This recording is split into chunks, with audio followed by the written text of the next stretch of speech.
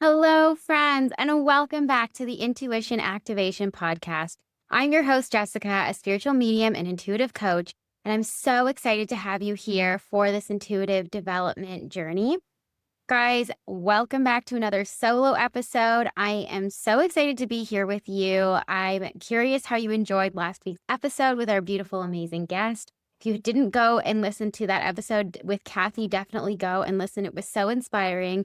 I literally, as I'm recording this, am just getting off that conversation with her and just sitting on such a spiritual high. It was so beautiful to get to interact with her. So if you didn't listen to last week's episode 71, make sure to go and have a listen to that. Guys, I have a little bit of a different episode for you today. And this episode is actually inspired from a different podcast that I listened to. And so for anybody who's in sort of my inner circle, you'll know that I've been diving pretty head first and deep into everything Kabbalah lately, just getting more curious about my own religion and faith, and definitely diving into Jewish mysticism. And so I've been looking and trying to find any podcast, get my hands on any podcast that I can that has any sort of Jewish learning. And then Kabbalah is sort of the Jewish mysticism side, so learning about that. And I came across this really interesting podcast called the Spiritually Hungry Podcast with Monica and Michael Berg.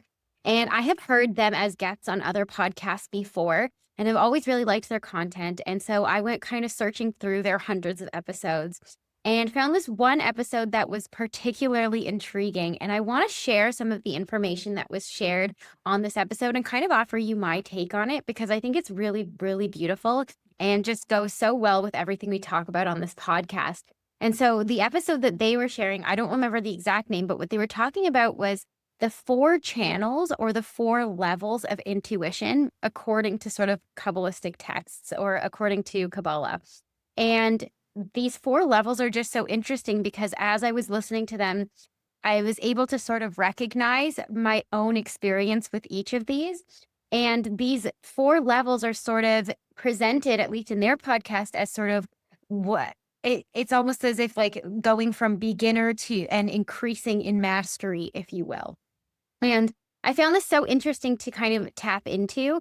And I want to kind of give you my take on it from someone who, you know, I would like to say has dived pretty deep into my intuitive development. And if I have experienced, in fact, all 4 levels, I'd like to think that in some ways I have. But definitely as the levels go up and they get a little bit harder, I can definitely feel how they have been less, that some of the higher ones, or level 4 to be exact, has been sort of less frequent in my life, and that it can be something to aspire to.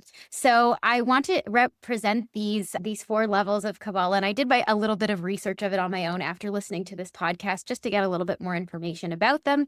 And I want to present them to you with my own thoughts and feelings. And I want, as you listen to them, I really want you to sort of think and sort of recognize for yourself where you might fall on this spectrum of intuitive development, and, notice where sort of this may have shown up in your life. So I'm excited to dive into this topic with you. But before we do, I do want to remind you to stick around for the end of this episode, because this is a solo episode. I am going to give you guys another intuitive development exercise. So yeah, stick around until the very end and we're going to play a little game together. So let's dive into this episode. Let's talk about the 4 channels or the 4 levels of intuition. So as I said a few minutes ago, it's sort of like if you think of yourself as if you were playing a video game, right? The different levels or the different channels of intuition. This idea of that as your intuition gets stronger, you kind of can sit on different levels of intuition. However, what I noticed with these is that they are different levels, that it's not as if you sort of, once you reach one level, you stop experiencing the previous one. They're layers that you can add on, but also we can jump back and forth. And so we don't always sit, once we get to a new level, we don't always sit in that level of intuitive downloads or intuitive of intuitive ability. It's sort of like it's like unlocking a new ability, but we still have access or kind of jump back and forth between all of them. And the goal of these is always to try and kind of get yourself to be able to achieve more frequently sitting in the space of the higher levels of this. So there are 4 levels, so trying to get as much as you can or align yourself as much as you can to levels 3 and hopefully 4 if you can get there, and trying to experience them as frequently in your life as possible.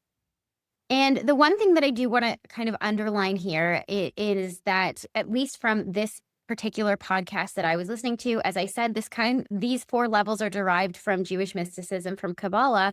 And so when we talk about connecting to intuition, in the context of this particular episode, they were talking about, this intuition is directly related to having conversations or receiving messages right from the creator, right from source, right from God.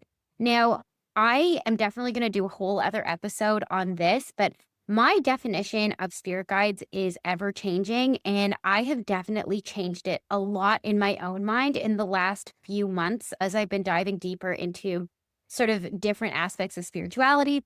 And just as I've been channeling for more and more people, it's becoming ever more clear to me that as I speak to spirit guides, it is so clear that they are just messengers of source or of God. And it just feels like they're not these separate beings, but rather it's just God coming forward in a way that's understandable for us. And so more and more, it feels like the more that we access our intuition, the more we feel like it's God speaking to us directly. And as hard as that can feel to sort of like, oh my God, who am I to be speaking to God? Who are you not to be speaking to God, right? You are a piece of the creator. You're a masterpiece, a piece of the creator. And so that's really the context that this is coming in, that I am going to use the word God. And if that's triggering to you, then please replace it, with source, the universe, spirit guides, whatever have you feels, or whatever feels best for you. But at least in the context of this episode, it really does make sense to kind of connect this to your direct connection to the divine and speaking directly to God. So yeah, let's dive into the 4 levels. So level 1, which would be sort of the most beginner level, they actually label this one as intuition. So the first level is simply baseline intuition, is what they're calling it. And they say that intuition and sorry, for those of you who are watching this on YouTube, if you keep seeing me look down, I was listening to this podcast and writing notes. Normally I have my notes up on my screen, so I am looking down and looking at my notes here. But intuition is sort of this level of, it's almost like this gut feeling. It comes a little bit more from a thought. So it's a little bit kind of like, sometimes it can be attuned to a gut feeling, a notion, a feeling of something within me just told me to do something or not to do something without much explanation. But there's usually a lot of thought that can be attached to this, a lot of questioning around it. So it's not super clear. You kind of get like a little whisper to do something, but there's a lot of opportunity for your own mind and ego to kind of come in and question that whisper, question that thought, question that feeling. And so it's much easier to sort of override this level of intuition, this level 1 being called intuition, because it feels so subtle in a lot of ways. It's just a feeling, perhaps, or just a notion. And so the example that I can give is sort of like, you're thinking about going to a party, right? You're invited to a wedding and you have this feeling to not go, right?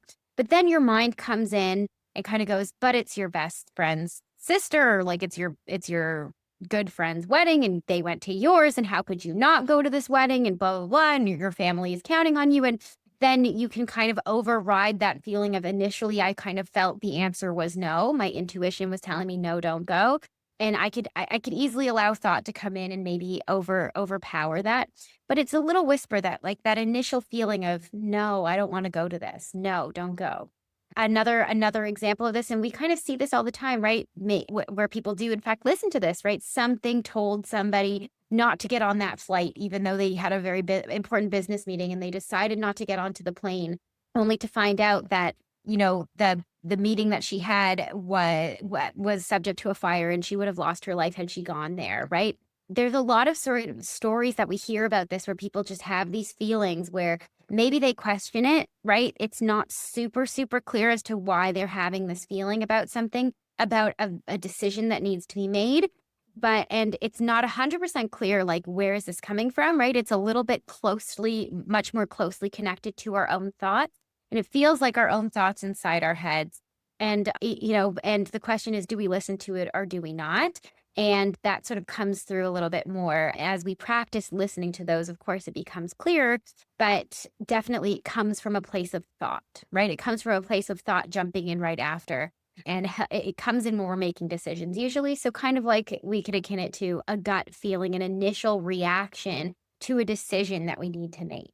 And so that, some people, what Monica and Michael Berg said in the podcast is you can find this very akin to a gut feeling and or the woman's intuition of like just knowing something, not knowing why you know it, and potentially questioning it. But also, if you do take action on it, potentially it proving to be right in some way later down the road, and maybe not directly in that moment. So that's sort of the base layer of intuition, and level one being, or the level one level or channel of intuition being called intuition. And the way that they explained it on this podcast is that this is sort of like the baseline. Like everybody is pretty much experiencing this. The question is, are they paying attention to it and actually listening to it? All of us get gut instincts. All of us have these gut feelings. All of us have these notions of what we really want to do and how we really want to be directing ourselves and making choices. But the question is, are we able to distinguish it between that and the people-pleasing mind, the monkey mind, the version of ourselves that is then going to let logic take over? And so the more that we get, that we're able to sort of listen to these initial reactions to options when they're provided to us, are we able to then lean into that with a little bit of blind faith and go, I don't know why I want to say no to going to this wedding, but I'm not going to go, and letting that prove to be true for us later and discovering that maybe it wasn't a good idea for us to go. And if you choose to override it, and let's say you do go to the wedding and something negative happens, the experience doesn't feel aligned, you start to realize that voice that was inside of you that told you not to go was in fact correct. And perhaps the next time you feel the same feeling, you'll learn to trust it. And so I definitely can say that I experienced this quite a bit in my life. I would say that everybody could probably attest to feeling like they have achieved level one of intuition in some way, shape, or form, where a decision is presented to us and we have an initial gut feeling, instinctive reaction to that decision. And the question is, do we listen to it, or do we start to let logic take over or other types of reasoning take over and move us away from choosing to do the thing in the way that our instincts initially told us, our intuition initially told us? So that's sort of level one. I find level one a little less interesting than the other ones. We're going to dive deeper into the other ones. So I'm going to move on to level two. So level two of the four levels of intuition, or the four channels of intuition, is called divine inspiration. Now, this one is slightly more definitive than level one. This one is this idea of it's coming from inside of you. It's this feeling of clarity. It's very definitive. It feels like something is calling you. You feel compelled to do something. You're feeling compelled to say something. And it feels like a little bit more like claircognizance, I would say. You don't know why you're being called to something, but you just are. And you don't know why. Like, it's just sort of like this thing, this person, this situation. There's like this moment of clarity about a situation that you're having, and you're able to sort of dive deeper into that. And it's just calling you. There's no sort of thought that comes with it. It's just compelling you to do it. The best example that they give is that the way they were saying it is like something comes over you and you don't know what. You almost don't, it's almost like there's no thought involved. You just have to say the thing. And so the way they were describing this, to me, it was like, oh, okay, they're talking about claircognizance here. And what I mean by that is, if you think about sort of like a funnel over your head, you think about this idea of a brilliant white light that is kind of like connecting you directly to source, and your mouth is a megaphone, right? For the divine, for the creator. And as you start talking, it just feels like you don't have to think about it. You just know exactly what needs to be said in that moment. and it's exactly what the person in front of you needs to hear. That's divine inspiration. That's sort of this feeling of it's coming through you without thought. You don't have to premeditate it. It's just coming out of you, right? It's flowing through you and you don't understand where it's coming from. You're not thinking about it first and then saying it, right? You're not thinking about it first and then doing it. It's just coming through you and it's very clear and more definitive. And with claircognizance, this is what happens. It's like it lights your body up like a circuit board, and it's everything you can do but to say it out loud and let it come through. And so you feel compelled to say this and sort of allow divine, source to channel directly through you. It definitely lights your body up a little bit more. It feels like it's coming from inside of you. I know I personally felt this. The other example of this divine inspiration would be that it comes through when it feels like an idea, like an overarching idea that comes in of something that you should do, try, say. And again, it's this feeling of like it lights up your whole body like a circuit board, and you feel so excited by it that you almost you can't question it. Like, how can I not take action on this thing? A lot of people would say that this comes through when they're in a meditative state of artistic creation, right? This feeling of, no, sorry, that's a little bit more the next one, not artistic creation. I would say this one's a little bit more of like when you're looking for an idea or you're focusing on a problem that needs to be solved. And it's like the inspiration or the answer to your problem, your solution, like lights you up and comes to you. And it just comes through you and you feel excited by it. And it's all you can do but to kind of jump into it and take action on it. I can definitely say that when I'm trying to brainstorm ideas, this idea of divine inspiration can come through.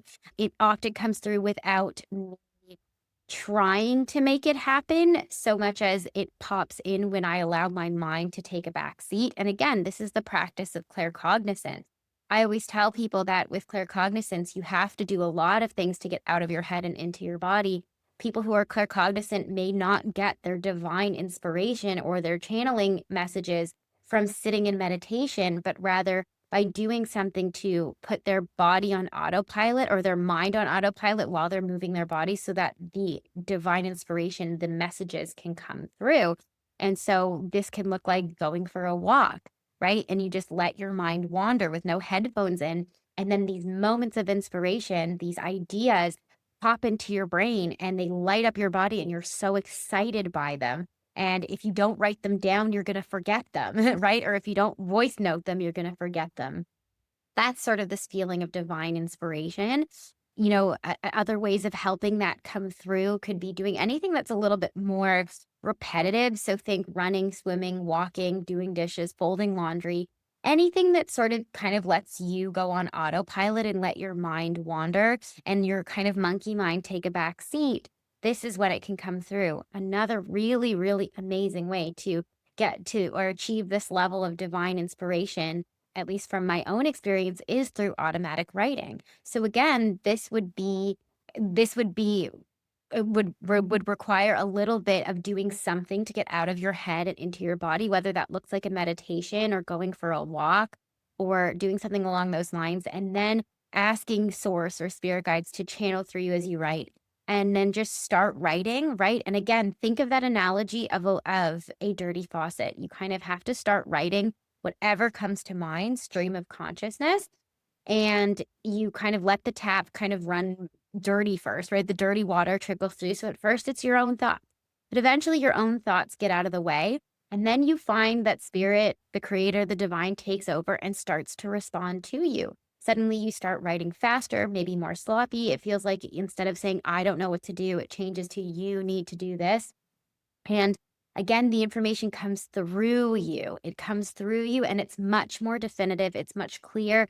It's almost as if something is telling you, you need to do this, right? Which is a little bit different than level 1, which is sort of like my body kind of said, don't do it, right? It feels a little bit more like me. Versus with level 2, divine inspiration, it feels like something outside of me almost is coming through me, coming through inside of my body and out, and giving me a very clear, definitive moment of clarity.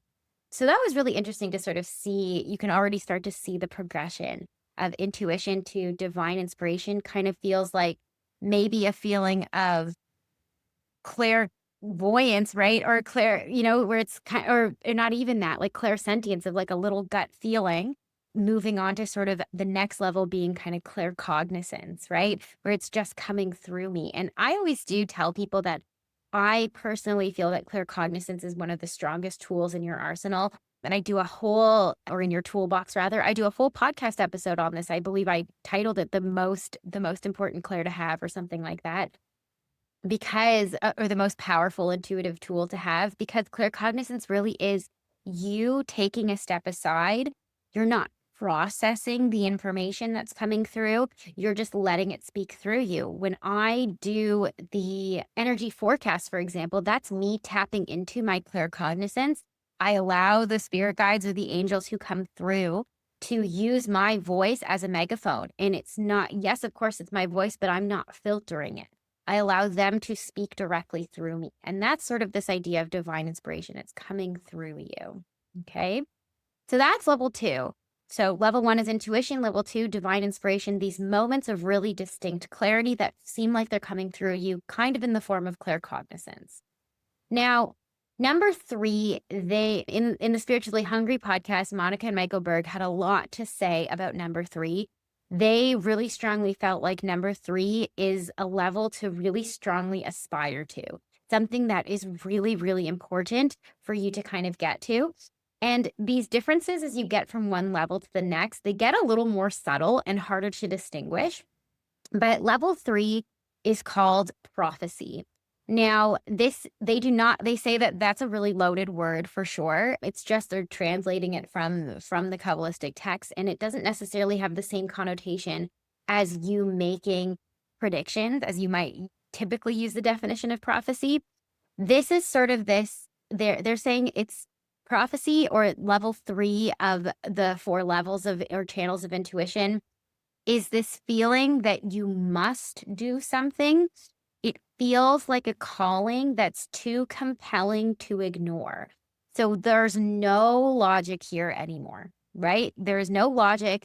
There is no like this idea lights me up, right? And I'm going to do it, but there's still some time to process between that information coming through and you doing it, right? Even if I let something channel through me as I do in claircognizance, I'm choosing to let that happen. With prophecy, it feels a little bit more like I don't have any clue why I'm feeling so compelled to do this thing, but I need to do this thing. And it's as if the creator is speaking directly to me and telling me exactly what is my next step. It feels very clear. It feels very loud. And it's often really connected to the things that you're being compelled to do are in direct relation to your true path and divine purpose in this life. And so it's kind of a little bit of an additional layer, right? Because divine inspiration can be a moment of clarity about any given situation that you are having, right? How do I solve this problem? What do I do about this issue? And then it lights you up and it comes through you and you suddenly have the answer. And it feels very clear. Versus with prophecy, it seems to be much more correlated with your divine path and purpose. And according to this Rabbi, Michael Berg, the thing that he shares, which I really love, is he says that he thinks that everybody should be aspiring to this. And he says that if you were to think about everybody's path, or at least according to Kabbalah, he says that everybody's divine purpose, their life path, they want you to think about it as like this very narrow bridge, that there is only one path that is directly as exactly for you, the thing that you are supposed to be doing in this lifetime. And while you can live a very spiritual life, and if you live a very spiritual life, you can dive into your spirituality, you can connect with your spirit guides, or maybe not connect with your spirit guides, but maybe you can take a yoga class, you can study Kabbalah, you can do all of these things. You're going to live a very good life, but you're not going to live your life, the one that is the path and the purpose that you came here to do. And he says, the more that you attune yourself to this level of intuition, where every step that you are taking is directly inspired from the divine, is directly in adherence to your specific path and purpose in this life, And it requires a little bit of blind faith because often the things you're being told to do or feeling compelled to do feel like there's no logical reasoning behind them. There, it means that you're going to live the life you came here to do, that your soul agreed to do when you came down here on this planet. And so it does require like a level of surrender, right? It doesn't make sense. Why am I feeling compelled to quit my job and start this thing? But like this calling, it keeps coming back to me. It keeps calling me. It keeps telling me to do it. And there's no conscious thought in that moment. You don't know why you're feeling compelled to do this thing. There's no explanation to it. It's so internal that you have to kind of make yourself open to it and then kind of dive in a little bit with blind faith.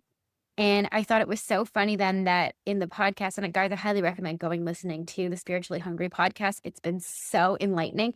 But she likens it to the Moana song where she's saying, see the light as it shines through the sea, right? It calls me and no one knows. Like, it's almost like, I don't know why this thing is calling me, right? It's everything around me is telling me to do this thing. And the other thing that they say in this level of prophecy is that the more that you step into this, the more that you're open to it, you're starting to lead yourself to this calling, it suddenly feels like everything in the universe is conspiring to support you in this. And that is when they say you start to see the signs from the universe, the symbols, the angel numbers, the animals, right? The totem, the animals, the spirit totems, right? Where you see these animals coming by or coming into your path, or birds coming very close to you. It feels like everything around you is speaking to you, trying to attune you and align you to this calling, this path, and this purpose, and letting you know that this is on the right path and on the right purpose. And I thought that this was so interesting about this piece because it changed my perspective a little bit, because for me, I always assumed that seeing all the signs and symbols, like the angel numbers, the messages, the animals coming into your path, and the signs from spirit coming through that are just popping up from everywhere, I always attuned that to, or it made that akin to the beginning of a spiritual awakening. To me, it felt like just the beginnings of tapping into your intuition. But at least according to these guys, and I guess Kabbalah, if you will, that when it feels like the whole universe is conspiring to send you this message, to send you a message where you're hearing it in snippets of conversation, where you're seeing angel numbers everywhere, it's actually a sign that you are getting pushed into your path and your purpose, that you're already in this level of, you're already on the path, or much more open to being pushed into your true path and purpose. And so it's interesting. And then in the conversation that I had earlier today, but you guys would have heard it last week with Kathy Luber, or Harmon Luber, she talks about this too. She's sort of like, when I stray off of my path, when I'm not doing the things I'm supposed to be doing, suddenly those signs and symbols, those angel numbers, they get quieter, or I don't notice them as much anymore, and they're not popping up. And so it almost as if the signs and symbols and messages, the angel numbers, the signs that you're seeing, like maybe it's hearts or certain symbols that you keep seeing, it's almost as if when you start to see those, it's because you're very much starting to walk along your very narrow, divinely guided path. And they are acting as reassurance and confirmation to keep going, that they're kind of giving you like a check mark and saying, yes, keep going, you're on the right path. And so that was very interesting. And if you notice that those kind of start to go away, then perhaps you have strayed a little bit too far away from your true path and purpose, your very narrow, true divine path and purpose that is only for you to do. And so that was a very interesting thought. And so there are sort of 3 steps that they outline in this podcast on how you sort of, how you can sort of achieve reaching this level, this 3rd level of intuition called prophecy. So they say that the first one is acknowledging or coming to the understanding and knowing that I have a very narrow path, or my soul has a very narrow path in this lifetime. There is one thing that I am here to do in this life. And I don't mean that, and I need to underline this for you guys. This is coming from me, Jessica. It doesn't mean that it's like my soul came down here to be a dentist, right? Or my soul came down here to be a spiritual medium. It doesn't mean that. it really means that there is a specific way in which I'm meant to shine the light of the creator through this world. And there's a very specific filter in which I do that. Okay. That can look like a lot of different things, and you don't have to pick one thing and stick to it. But it can mean that there is specifically one way in which I bring light into the world. And so acknowledging that there is a specific way that's only the flavor that I can bring it through, and knowing that it's important for me to be attuned to that. And so the step one of that is just having that understanding, knowing that there is something that I specifically am here to do in this lifetime. And I have a divinely inspired purpose, or a divine path and purpose in this life. And then after that, the next step to achieve prophecy is that you actually create that willingness, that wanting, that yearning to hear the messages, even if the messages that come through are uncomfortable or require a little bit of a leap of faith. And right, this can be scary, right? If you are, especially if you are really surrounded by social conditioning, right? The conditioning of your family and your friends and your definition of success, if you will, or what's going to make you feel most supported in this lifetime is under a certain set of circumstances. Like, you have to be a doctor, you have to be a teacher, right? And nothing, if you stray outside of that, you are not going to be successful. Then hearing these divine downloads, these moments of intuition that are telling you to quit your job and go and learn energy healing, for example, or go travel and share that with the world, or start to paint these beautiful pictures and share them with the world, that's going to feel terrifying. And so being willing to hear the message without shutting it down right away and saying that's not for me, but instead being quite open to it. And the next step is then to opening your ear to hearing the message. So actually being able to pay attention to it and getting to a place where you hear the message clearly. And this is where the message comes through in so many different ways, right? So whether it comes through your body, right? Whether you kind of hear it and you don't know why you hear it, but you do, whether that comes through a point of channeling or a moment of channeling, whether it comes through from, angel numbers or many different people telling you the same thing over and over again, right? There, it feels like suddenly the whole world is conspiring to help you, and everything around you is pushing you towards hearing this particular message. The more and more that you become open to that and you listen to that message and then take action on that message, brings you to this place of level 3 of prophecy, where I'm living not just a good life, but my life, the life that I was assigned to, my divine path and purpose to bring my light into the world, or to bring light that only I can bring through in the lens and the way that only I can bring it through into this world. And I just thought that was so beautiful, because I think it's a little bit, I think I maybe, at least according to this particular teaching, had it a little bit backwards.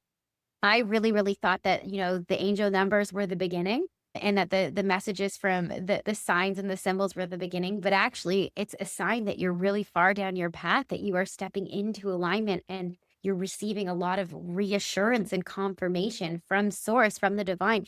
Keep going. You're on your path. And if you're not seeing those things like angel numbers and signs and symbols and animal totems and all of those things, and hearing messages from in repetitive ways from lots of people, then if you're not receiving it like that, and you're not noticing that, then perhaps you've strayed a little too far off of your true path and purpose in this life. So that was a really interesting thought for me.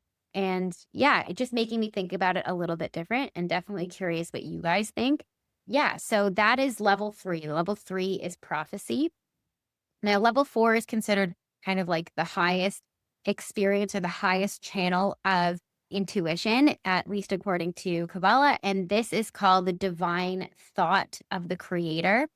And the way that they explain this is they say that you are completely attuned to the light of the creator in every moment of the day, which feels like a whole other level. Right? I mean, there's something to be said about like trying to align your actions with these callings that are compelling you. And I would like to say that I really do feel like, personally, I sit quite frequently in this level of prophecy, right? Level 3, I definitely am getting signs and messages all the time. I definitely am hearing those messages and trying to take action on them, even if they don't make sense. Even directing my own business that way, right? If my guides are telling me to stop something, and even though it made a lot of money for me, they're telling me to put that aside and do something else. I'm listening, I'm doing those things. So there's not a lot of logic to them. And then I definitely see a lot of signs and symbols and angel numbers, or people telling me the same thing over and over again, and me having to listen to that and go, okay, this is a message from the divine. I definitely feel like always the universe or God is conspiring to share with me messages, and I'm taking those to heart and trying my very best to attune myself to those messages.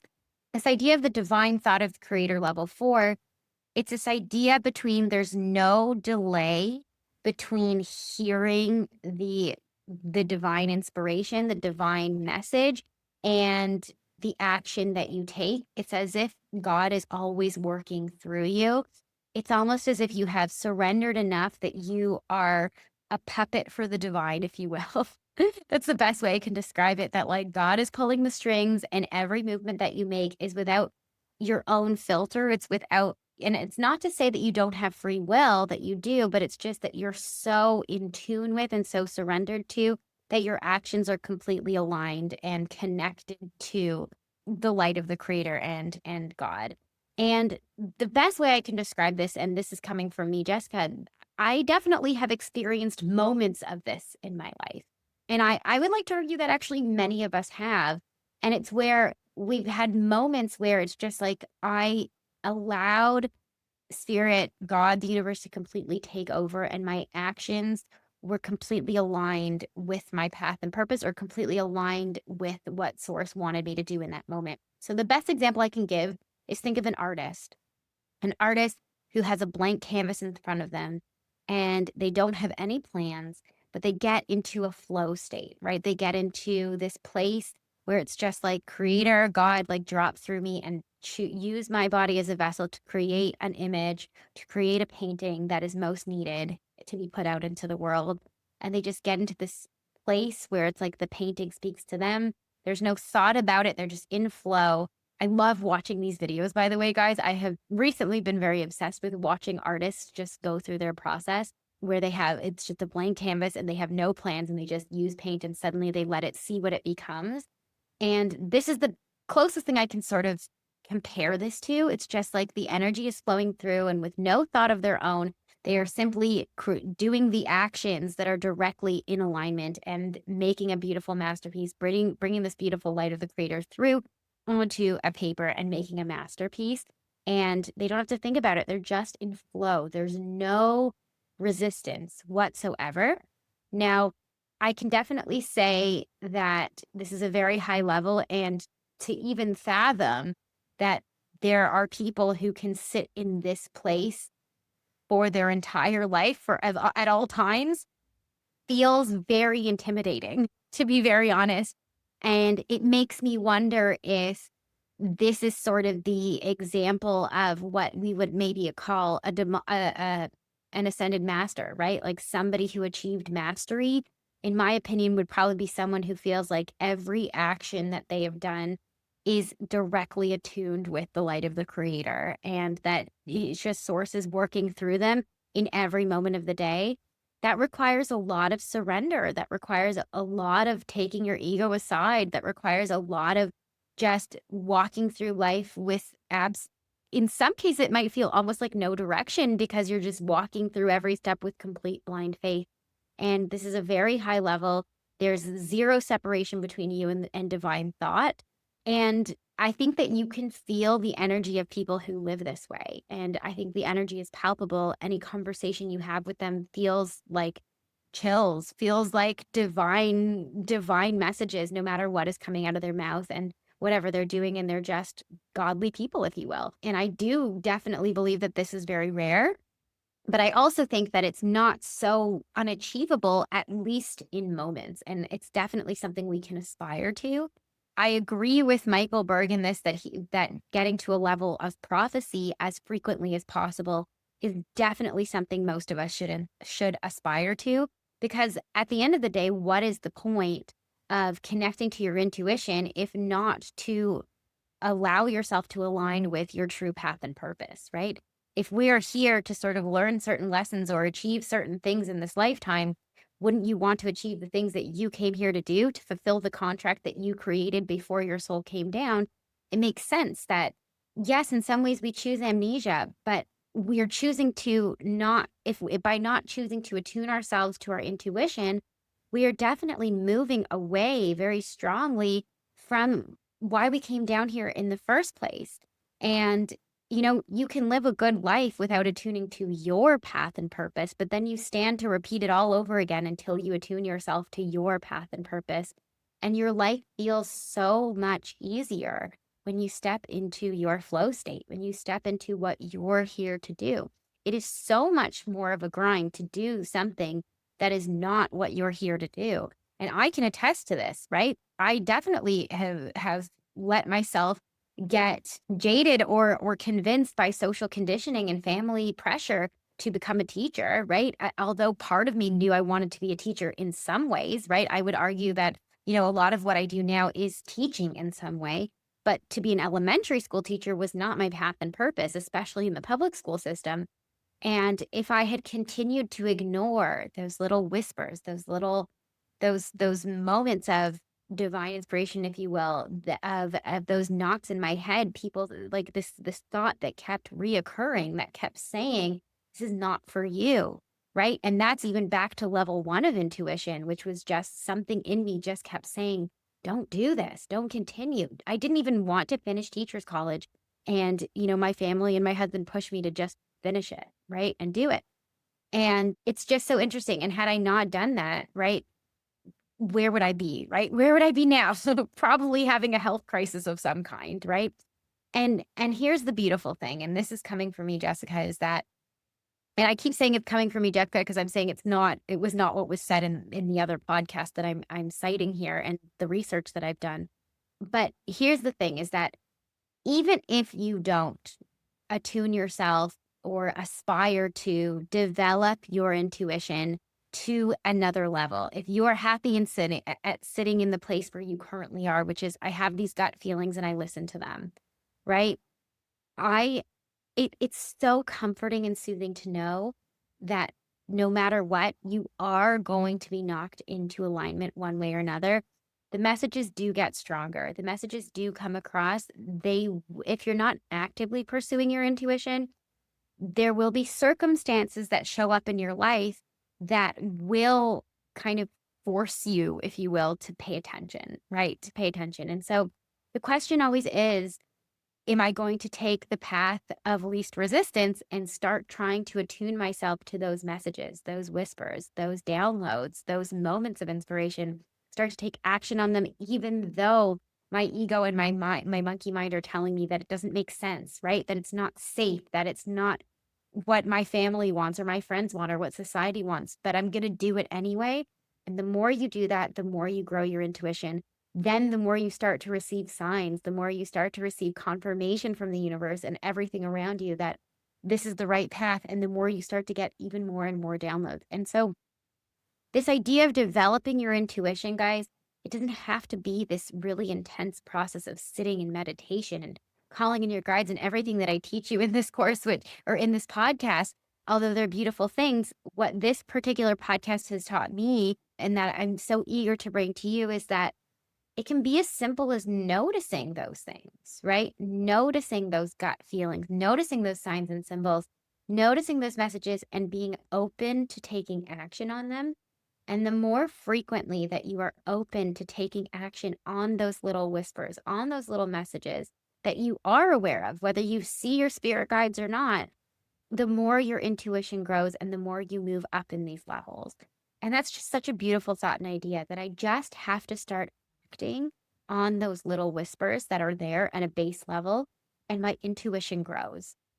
And so if you were kind of been listening to this podcast and you've been down on yourself about, like, I just can't channel the way Jessica does, or whatever it is, or my peers, and I don't see spirit guides, but I would argue that you do get little whispers. You definitely get gut feelings. Everybody who reaches out to me on Instagram says that they get angel numbers and they get animal totems and they get signs and symbols, or they get repeating messages. So people in your life telling you the same thing in a short time span, right?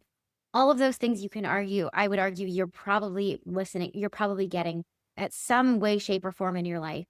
And then the question is, are you going to take action on those? And the more you take action on those, the more you are going to find yourself on your true divine path and purpose. Your intuition will grow stronger and stronger and stronger without much effort. And that's such a beautiful thought. So that's all I really have to share about this. I'm going to recap really quickly what these 4 levels of intuition are just by name so that you have them. So level 1 being the intuition. So those gut feelings that are still very much associated with your own thought, but gut feelings when making a decision. Number 2 being divine inspiration. So moments of inspiration, moments of clarity, especially when you are faced with a particular decision or conundrum.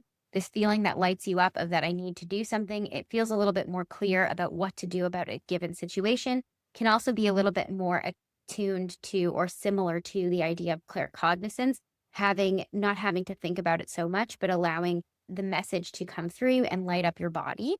Number 3 being prophecy, the one where it feels like there's a very strong feeling without any logic of you must do something. You feel very compelled to do so. And it feels like the whole universe is conspiring for you to receive this message, to do this thing. This is when you start to hear messages or have knowings, and you feel like you must do something without logic, but it feels like you can't ignore it because everything around you is telling you the same thing and conspiring to make sure that you hear and receive this message.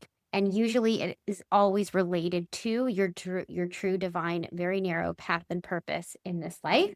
And then there's finally level 4, which is what's it called? Divine thought of the creator. And so that is very much sort of your being completely connected to God, to source, and having source work directly through you.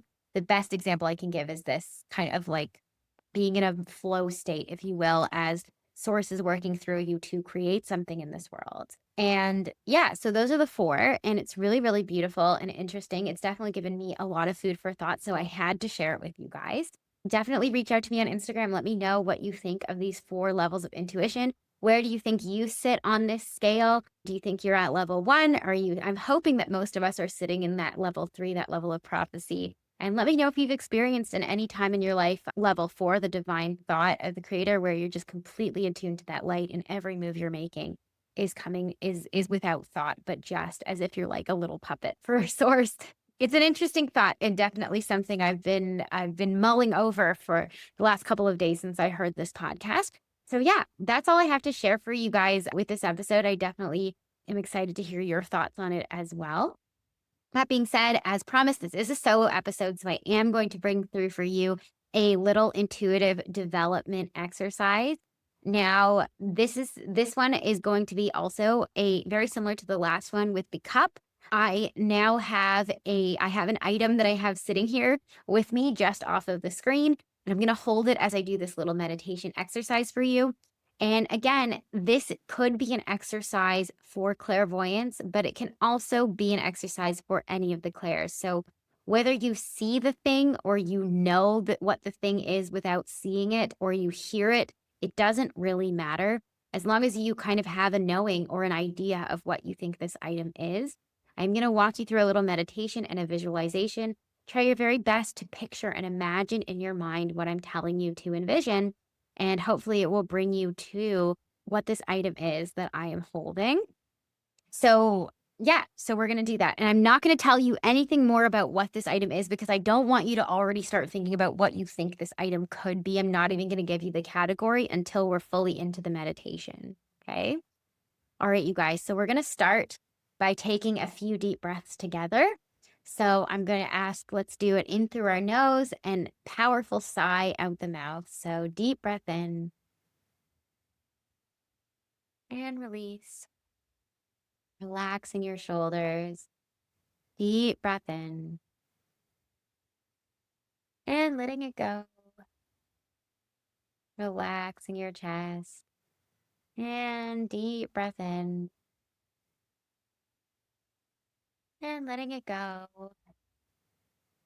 Dropping everything down. 2 more. Deep breath in And letting it go. Last one, nice and slow. Deep breath in. I want you to imagine that you're walking along through a beautiful park in the middle of the day. The sun is high in the sky and it's a brilliant, clear blue sky. See yourself walking along a beautiful little footpath that is surrounded by beautiful weeping willows and green trees. Seeing little flowers planted all along the sides of the pathway. And feeling or hearing the wind as it gently rustles through the trees and those beautiful weeping willows. And hearing the wind or feeling the wind gently and softly against your skin. Feeling the warm sunshine glowing and beating down over your skin. The air feels fresh and clean. You feel calm and relaxed and at peace here. And as you continue to walk along on this footpath, you decide to cross over a little grassy field, taking your shoes off and feeling that cool, soft, squishy grass beneath your feet. And as you continue to walk over this beautiful field, you find yourself come across a sandy little children's playground. Hearing the sound of kids playing and screaming in the background. Seeing some kids playing on the swings and others going down the slide and running around. And you see yourself go and take a seat on a park bench facing this beautiful playground with your bare feet flat in the warm sand. And just feeling the warmth of the sun and the joy of the day. Completely present in this moment and enjoying the scenery of this beautiful day. And as you sit on the seat, a very little boy comes up to you, maybe age 3 or 4. And he's very sweet with a little hat on. And he has a big smile and he comes up to you. And he says, you say hello to him and he gives you a smile. And this little boy hands you a little toy. And he places the toy in your hands and you're so grateful that he trusted you enough to give you this little toy. Hold on to it and feel the weight of this toy in your hand. Notice the color of it. Start to play with it with you and this little boy. See him giggle and feel yourself begin to laugh as you giggle and play with this toy together. Being completely in the present moment with you and this little child, playing with this little toy, enjoying this day. Now know deeply within you as your hands are holding onto this toy, the color of the toy, the nature of the toy, visualizing yourself playing with it in front of this little boy and with him. And note for yourself what this toy was. Okay. And whether you knew it or you felt it or you just heard it or you painted a picture of it, trust the first image of this toy that you were playing with in your mind. And I will share with you in next week's episode what the toy was that I was holding for you in this meditation. And if you have an idea or you want to send it to me beforehand, let me know. I will let you know in next week's episode what it was. And so I hope you were able to see something or feel something or know something. What kind of toy did the little boy produce? All right, guys, that's all I have to share for this week's episode.